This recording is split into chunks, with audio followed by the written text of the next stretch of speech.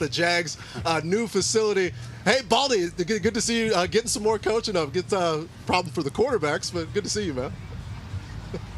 Thank you, Patrick. Good to be here. It's been really a great day. I mean, it was just one of those, Scott, like one of those old day practices, full pads, 2.5 hours, took advantage of the time, live drills. I saw a half-line drill, Scott, working on the run game here. Got a chance to stand with Doug Peterson behind a drill, the long drive drill where they went 12 straight plays, no breaks, at the line of scrimmage, just trying to get these guys in game condition right now. So I had good access, saw a lot. Trevor had a good day, brand new receiving core outside of Christian Kirk's here and Evan Ingram. And so practice was good. This was the second full day in pads, back-to-back days. And I would say that they had a very spirited practice, full of a couple of, little breakups and push-ups and things like going back and forth. But it was a good day in the soup of Jacksonville here. Ooh, I love that. This is soup. Hey, the soup that leads to the swamp. the soup that leads to the swamp. If we could get Brian Baldinger and Scott Pioli to love football any more than they do, we might be on to something. Baldy, what I want to know from you, we loved your sit-down with Trevor Lawrence. Just so great to take us inside the mind of this quarterback. But the giveaways have been a problem, right? He had 21 in 2023.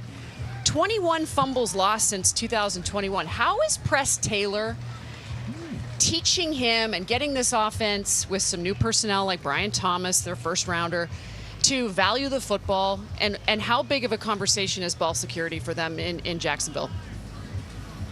Well, it's imperative. It's imperative. It's the most important stat, as you know, Stacy, in the game of football. And sometimes you can try to do too much, but you got to strap the ball. You got to keep two hands on it. All the drills that they were doing, the individual quarterback drills. Mac Jones, of course, is here now with C.J. Beathard, but you just watch him go through the drills. I mean, those two hands are on the ball, and you're treating it like a bar of gold, Stacy. And when you emphasize what you're just talking about, it has to carry over. It has to carry over to game day. And so Trevor is aware of it. He has known about it. We have seen players come back from being turnover machines, and they have corrected it. We saw Dak Prescott go from leading the league in interceptions the year before to really cutting down a year ago. And I would expect Trevor Lawrence to do the same this year. Baldy, we've seen some turnover on the defensive side of the ball. A guy that spent some time here in Darnell Savage, Ronald Darby, comes over.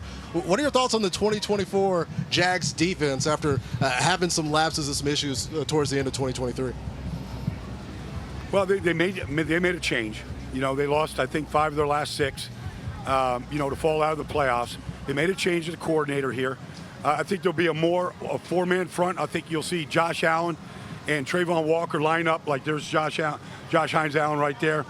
You'll see those guys really coming forward, not dropping into coverage like we had seen. I think, with Eric Armstead coming in and what they have up front, they're going to be a true 4-man defensive front.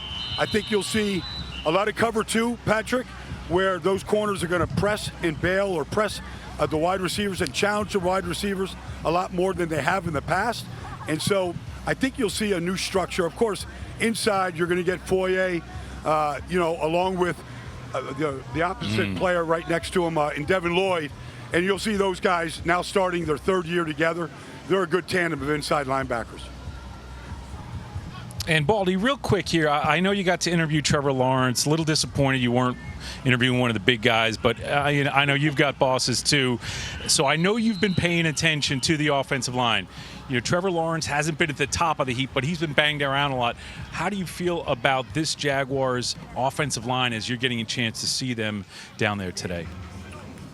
It's a great point, Scott. Look, it was a priority to upgrade the center position. So Mitch Morse, who Doug Peterson was in Kansas City when they drafted Mitch, was in Kansas City. Then, of course, snapping to Josh Allen. He's literally Trevor Lawrence's new best friend. And Mitch is here. He's very, very smart. He's a very good center. I think you'll see a big step up this year from Anton Harrison, the right tackle, in his 2nd year. He was good. He's extremely athletic, Scott. He had to get stronger. And he had to go through the lineup of the guys that you see at right tackle right now to really understand and learn the techniques necessary to really protect the edge. I think Cam Robinson is solid. You got the sheriff in there at right guard. Somebody's got to start the fight and finish the fight. That's sheriff's job. So I think they're better up front as a starting group right now, Scott. But the big thing is, I think they've got better depth when the injuries do happen, if they happen. Good.